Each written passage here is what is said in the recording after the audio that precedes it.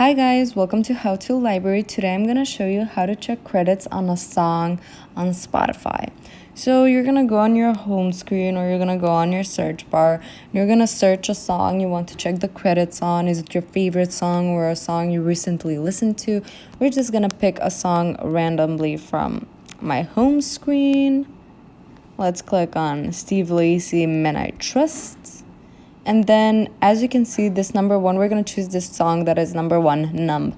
So on the right, there are like three dots. We're going to click on those three dots.